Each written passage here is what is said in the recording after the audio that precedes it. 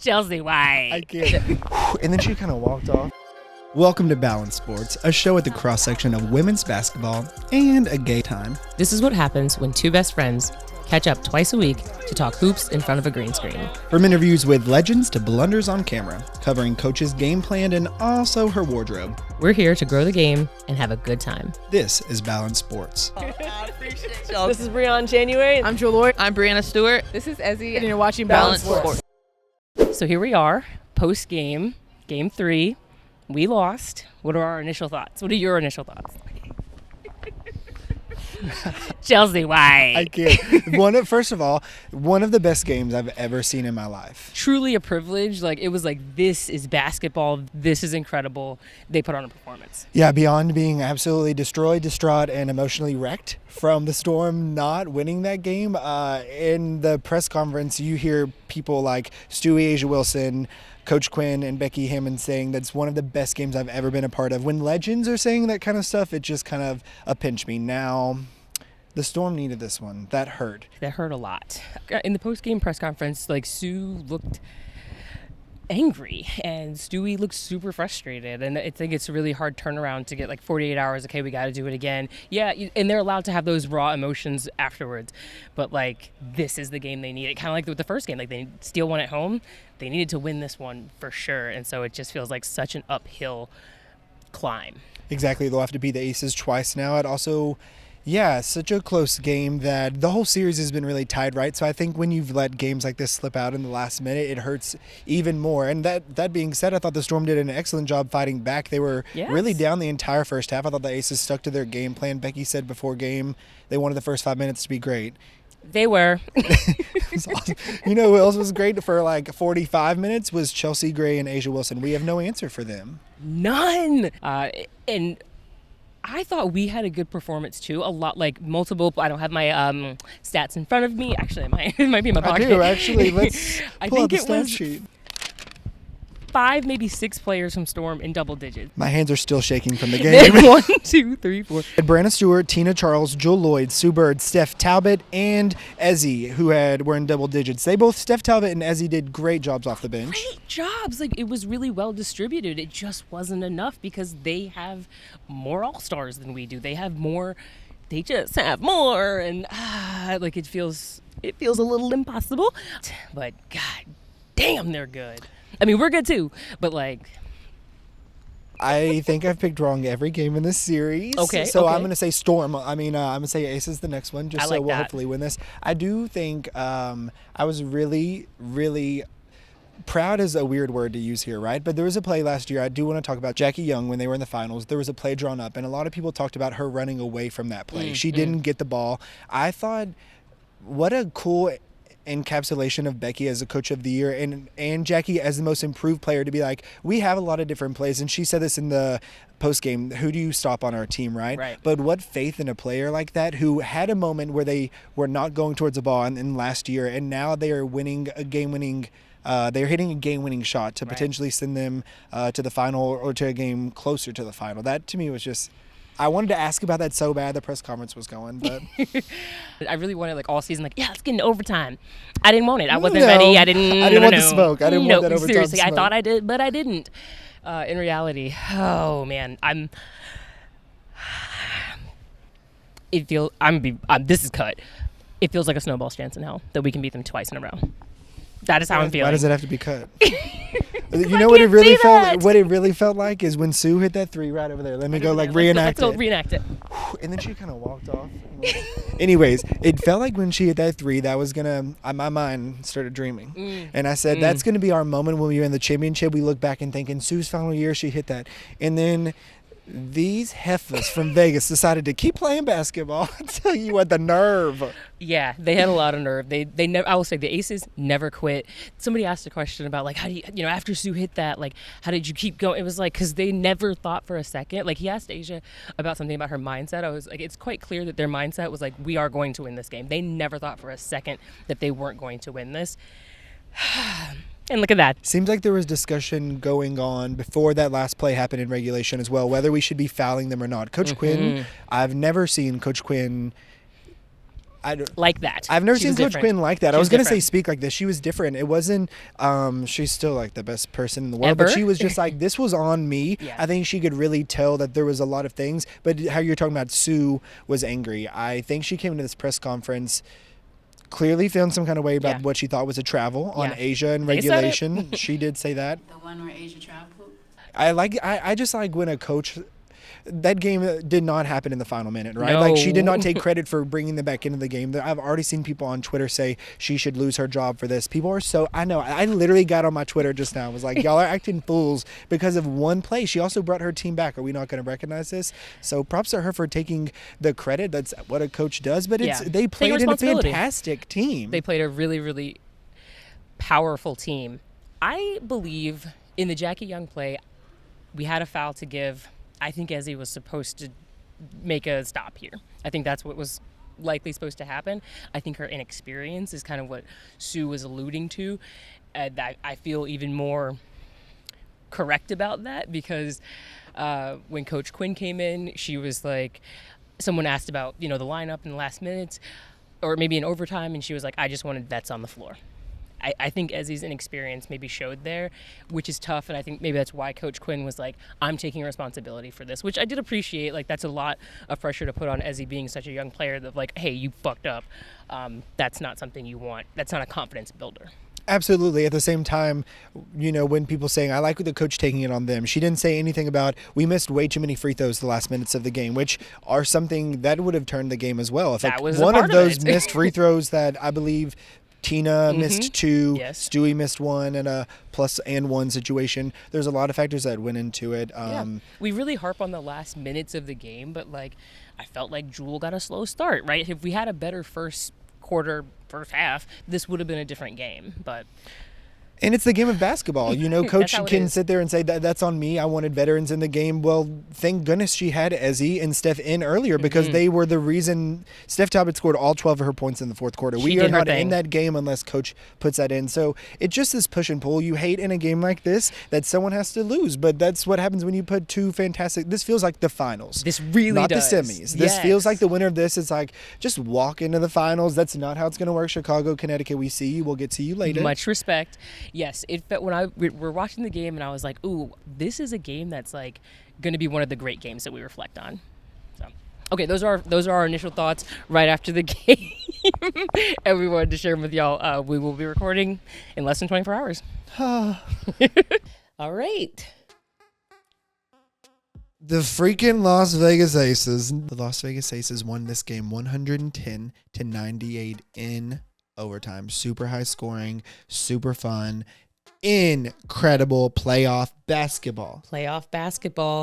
Devastating game. Devastating.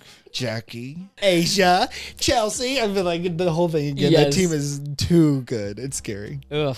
Still feeling the effects? Yeah. I didn't sleep last night.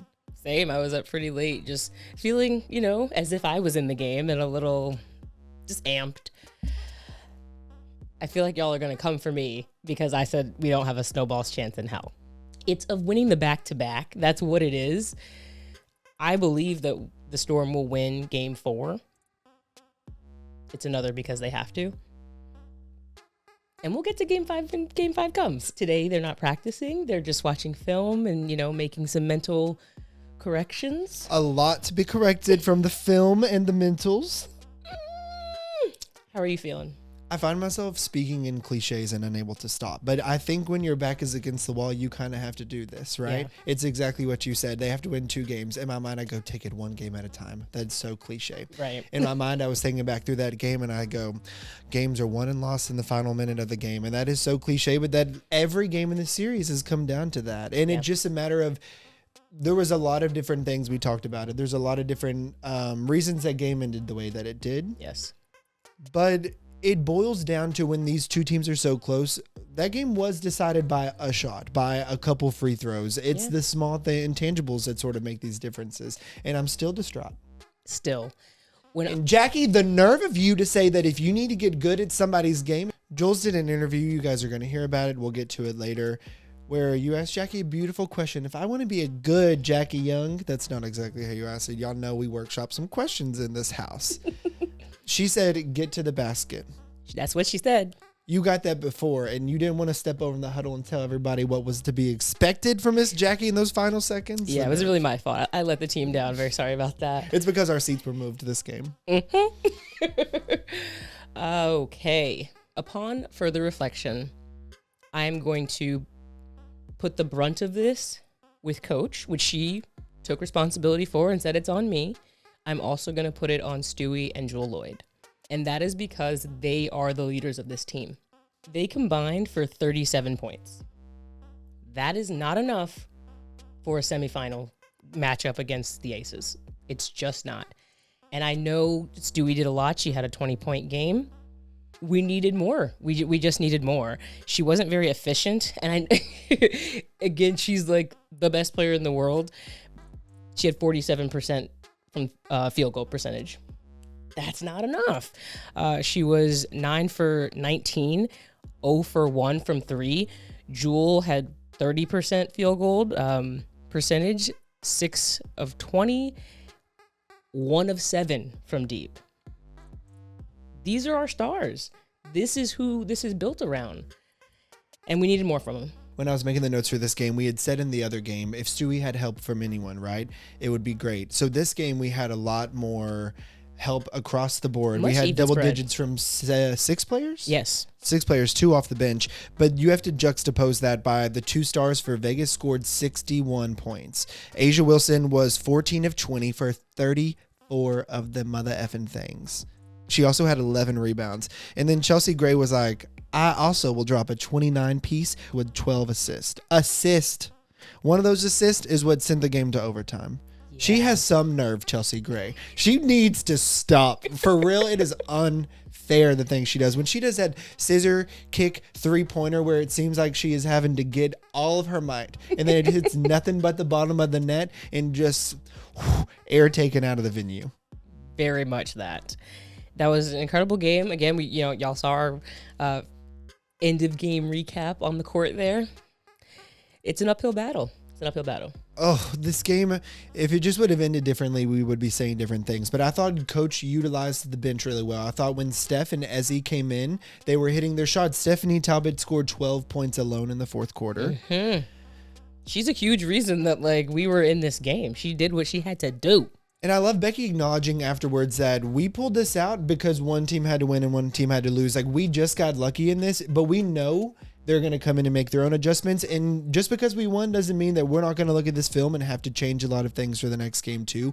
It's just such a tight battle that it feels like the chess match happening after and before the next games are so intense.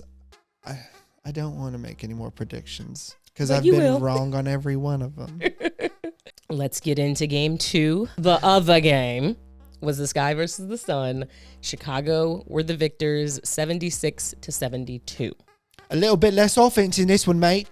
Yeah. Okay. Both teams had 4 players in double digits. There were 11 ties and 12 lead changes. As close as that, you made it just sound. We also got to think that for 4 straight minutes in the fourth quarter, no one scored a point. Something I'm gonna jump. Okay. No. I'm not gonna jump because we need to acknowledge Candace Parker. 16 of them things. Eating. 11 boards. She had in one eyeball. Okay, that was not a basketball play where Alyssa Thomas hit Candace in the face. It was the ball's up here and then her hand just goes flopping. For what reason? Why are your hands there? It was not a basketball play. I'm going to jump ahead. You talked about the fourth quarter. Something else happened in the fourth quarter, and that was that JJ was sitting for 3 minutes. She goes in, I think 54 seconds left. You put in the reigning MVP.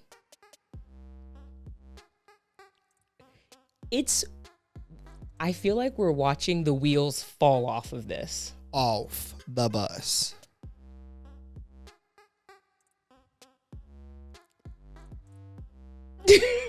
No, you kind of said it perfectly. I think to surmise why the wheels feel like they're falling off, the points. No, you just watch this team play and something doesn't feel like it's working out well. I think they are so acutely aware of what all must take place in this offseason that pressure is really getting to them. I don't know this, right? But they've said things. AT had a Players Tribune article that she wrote, and it definitely spoke to knowing what is going to happen in this offseason, how this team has come together and they've made it so far, so wanting to finish it out. DeWanna Bonner, after this last game, spoke specifically about a couple players whose contracts will be up and acknowledged that there will be a different looking team next year. JJ not being in last year's MVP, a player with that versatility, that length, I don't get it. What is the point of having the reigning MVP if not to play her? I understand Breon Jones is also an MVP, right? So they kind of sub in for each other. DeWanna Bonner was having a great game offensively. Alyssa Thomas is she's a good distributor. She's a good defensive player. The only thing I'm saying is you can't have those four same bigs on the court at the same time, right? It makes no sense to have JJ off the court, but I also feel like then why does this team make sense? Like maybe that team will benefit a little bit from a restructuring. Maybe they lean in. I would never trade Jonquel Jones. I'm not about to.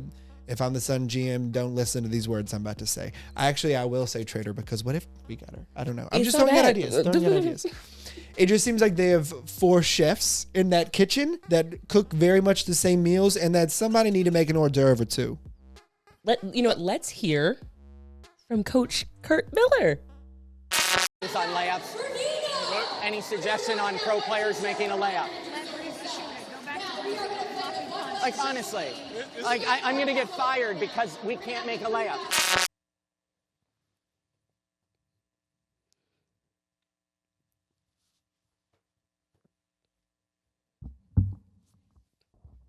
Was he aware that he was mic'd up? He had to be. He had to be acutely aware.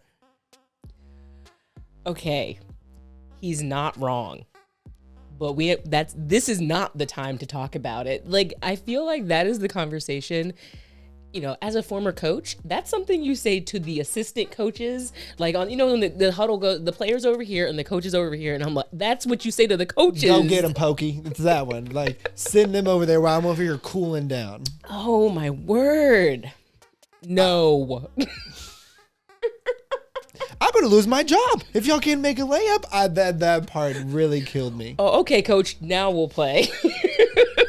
You know what I needed in this moment? I need this reenacted, right? Because I just picture Curt Miller. He's like down squatting, right? All the players are in front of him. He's yelling at all these players. Does any professionals know where I can find someone to make a layup? I want to just like a zoom in on each player's face. Like DeWanna Bonner going... down the row of the players that were in, just like their reactions, what they were thinking, a bad lip reading. That is not inspiring. Like, it feels like one of those moments where, coaches, let's take a Dawn Staley. Like, Dawn Staley has built a culture that's like, I will run through a wall for you. And it felt like he was like, yo, I'm going to lose my job. And they were like, not my problem. Whatever, coach. Sucks to suck. Showing us how to make layups better.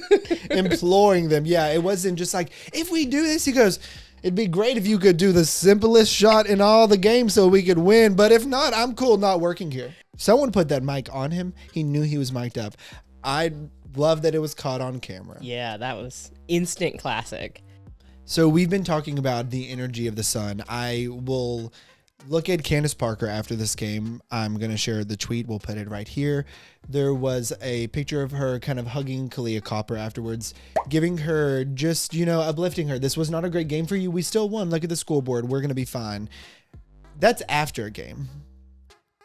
The Suns' energy during the game is not, as you were saying, it's not motivating me. We're not coming together before a free throw, for instance. The team's coming together as a group and they're just like, hey, let's do this.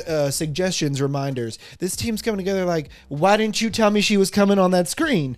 I mean, you listen to the things they're saying and they're mad. I just feel like they're having knockdown, drag out fights in the locker room before the game, and then the ball's tipped and they're like, damn it, I got too much going on. Here we go. Here we go. Shall we do predictions for game 4? Both series are going to game 4 Tuesday evening. Let's start where we ended. Chicago versus Connecticut in Connecticut. In Uncastle. Who you got? I'm taking Chicago again in this one. The games have been really close. They've also been really ugly basketball. They just have. They have not been. These teams aren't shooting well. Correct. Maybe because their defense is so good, but I'm going to take Chicago in this one. Yeah. I'm feeling like the wheels are falling off. I'm feeling like tomorrow it's going to have a full stall. Like, I think this will end tomorrow for Connecticut, unfortunately. Sorry, Connecticut. We'll see. I mean, we could be wrong. So we've been plenty wrong. I don't think we're wrong about this. Now, let's jump over to the other game, the one here in Seattle. We have the Storm versus the Aces in the penultimate Game 4. Penultimate would be Game 5, but in Game 4. I'm going with the Storm. I think this is a must win, and I think they're going to win it. It's snowing in hell on Tuesday. Look at that. Look at that. I don't expect anyone to play hero ball. You don't think Tina? No, because I think that Tina gets hot and then gets cold. Like, I feel like, you know, she hits it and she's feeling it and then she kind of runs cold. So I don't think that she'll be the hero. I think Stewie will have a much better performance. I think she will do Stewie things. So yes, I'm gonna stick with Game 4. I think the Storm are gonna win. I've been wrong every one of them, and I want to, because of that, say the Aces here, right? Okay. So I need y'all to just understand what I'm doing. Stick I'm playing with us. mind games. So I'm going to pick the Aces to win Game 4. You get it. Get it. Totally. Speaking of the Aces, I sat down with Asia Wilson and Jackie Young on one of their practices while here in Seattle. Take a listen. So I was just told that the Aces hate the media and to be aggressive. So I just walked over to Asia and Jackie, who is getting treatment, and asked they'd come over at their earliest convenience. So let's see what we get today. Thank you for taking the time. Of course. My name is Jewelz. Asia. Nice to meet you. Nice to meet you.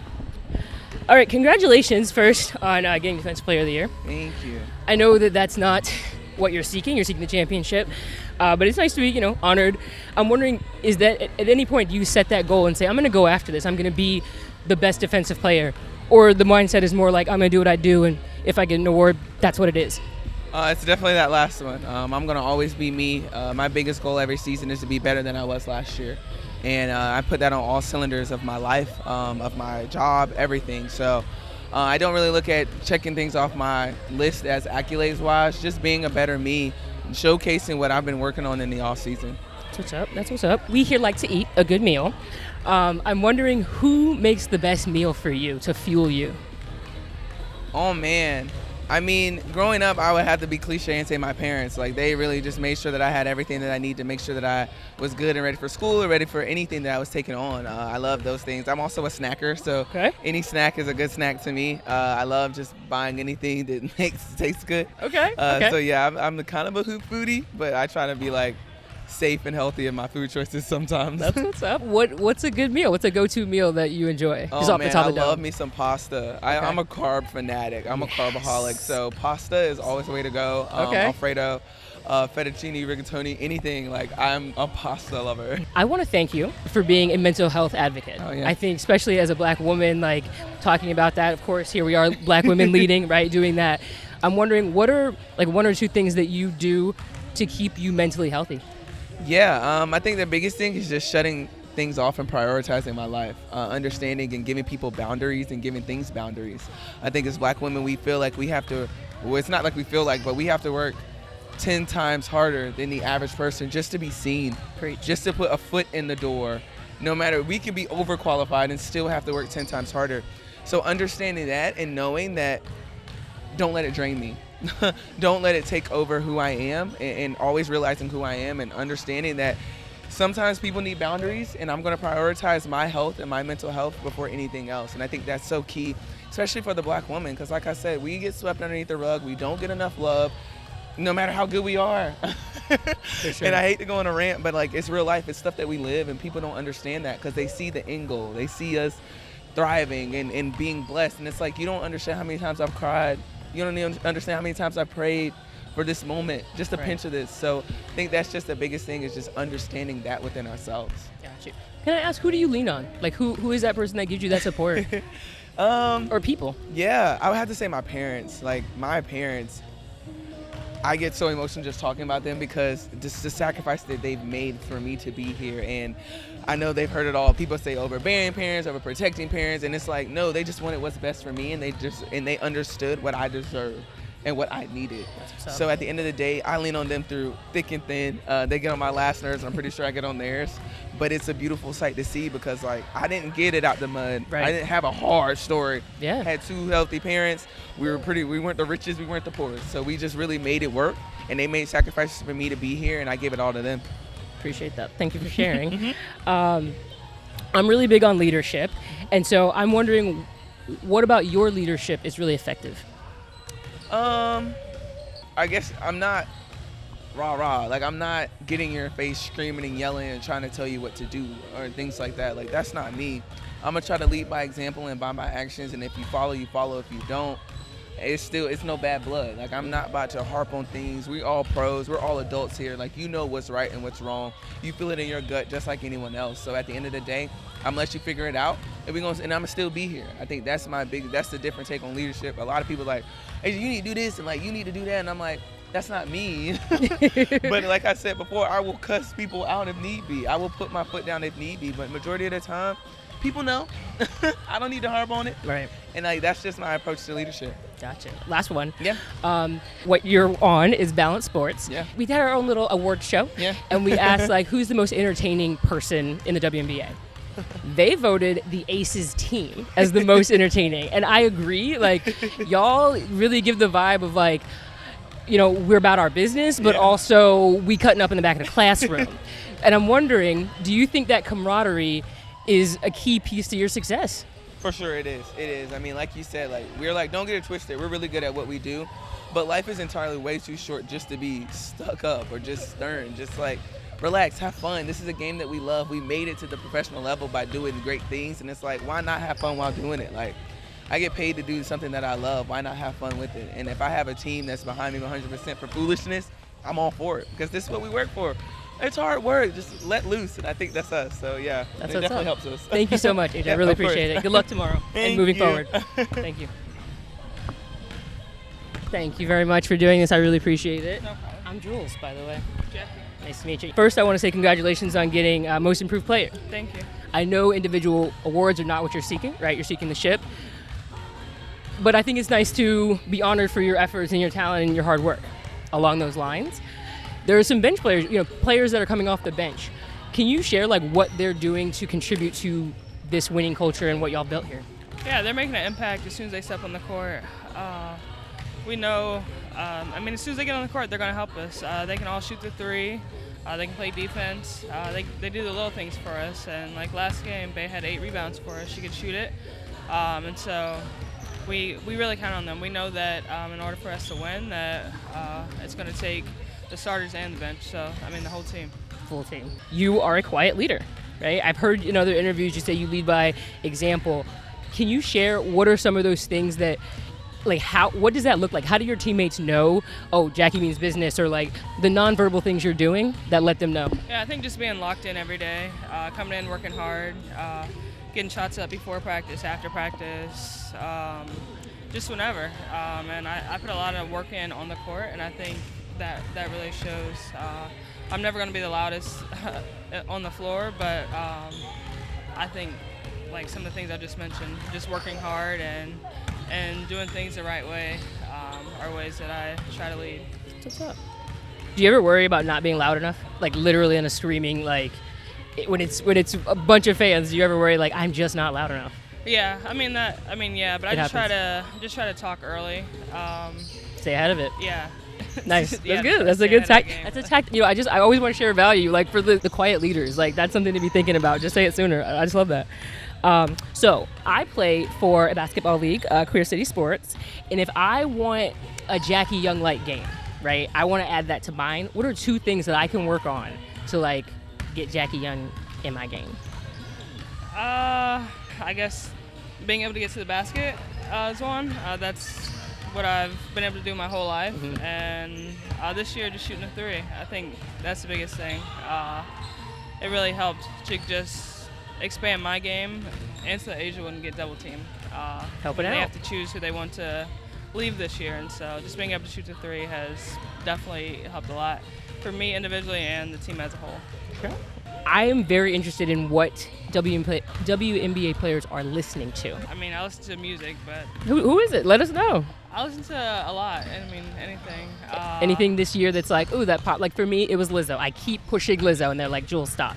Yeah. Who are you listening to? Yeah, no, I mean, I listen to country. I listen to Chris Brown, Drake. I mean, I listen to a lot. I love that. I love that you listen to. I'm a country fan, especially as a black person. People act like we don't like country. I love that. Yeah, I like Maverick City music also. That's what's up. Yeah. Thank you for sharing. Would you say that you're young in your career? Yeah. Okay, I would too. Just want to make sure we're on the same page. What are 2 things that you wish you would have known prior to entering the league? Maybe to make it a little smoother or catch on to things a little quicker. I mean, I think it's just once you're a pro, it's kind of up to you to put the work in. In college, you know, you kind of have your schedule set for you every day. It's kind of planned out for the week, and so being a pro, it's just up to you when you're going to get in the gym, how much work you're going to put in, and especially the meals. That's a big one. In college, I mean, we'd come to the hotel, whatever, and have dinner as a team, and so now it's just finding the meals on your own and just trying to find something decent to put in your body, knowing you have a game the next day. What's your favorite meal to eat right before a game? Right before a game? I mean, I love breakfast, so I try to eat. I mean, I eat breakfast every morning. Okay. If it's a morning game like tomorrow, I'll have breakfast before, so. Yeah, Eggs, cereal, oatmeal? What are we doing? Omelet, oatmeal. There we go. Yeah. All right. Thank you so much, Jack. I really appreciate it. Thank you. It's nice meeting you.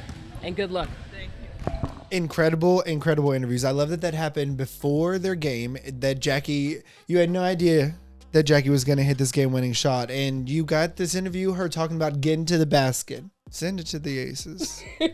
She did what she said she did. Yeah, it was really, really fun. I was very grateful that I, got this opportunity to speak with them, because it was a little uncomfortable going over and saying, hi, can I talk to y'all? Like, honestly, like their PR person was like, we don't like media, go for it. They could have come over to me with only 2 minutes left. And so I'm very, very appreciative that I got the chance to sit down with them, and they were both so lovely. And good luck to them and all their future endeavors.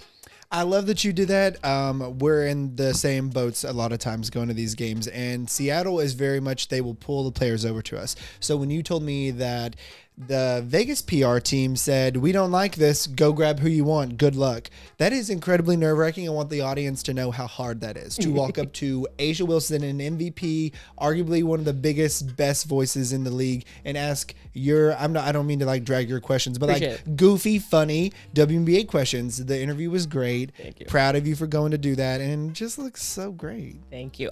I do want to take a moment here and shout out the Aces YouTube social media team, because they have been doing some really, really great stuff on their platform, which is telling the stories of their players. So they have a mini series with Becky Hammond that's very, very cool. It's like a 4-part, I think it's like 16 minutes in total. They have one about Chelsea Gray as well as Jackie Young. And so that's what we want to do. I mean, as WNBA fans, we want to know more about the players. And so they are doing it. No one else is. And so I would just implore all of the teams to do that. Tell the stories. And so it's really fun. So y'all please go over and check it out. We'll link it, but it's awesome. Speaking of telling the stories of other WNBA players and getting more questions out of WNBA players, we are going to add a new feature. In our video description, we are going to have a form that you can now go fill out. So you will fill out your name, and if you ever wanted to ask a question to a WNBA player or coach, now is your opportunity. Yeah, we're going to keep doing it. We're really having fun with the interviews. So we're going to, even as we head into the off season, we're going to do our best to like reach out to players and see if we can interview them. So please take advantage of that. It'll be in every video description box moving forward. Obviously, we're here based in Seattle, so we can only do so much. If you wanted to hear somebody from the New York Liberty, maybe reach out to those people over there and see if they can get their YouTube channel up and rolling, honey. But we will do our best to be respectful with our questions. And if you say something rude in there, we will drag you publicly in the comment section. Just as y'all do us. Okay. Okay, that's our show. Love it. Awesome. For Balance Sports, I'm Jewelz. I'm Hunter.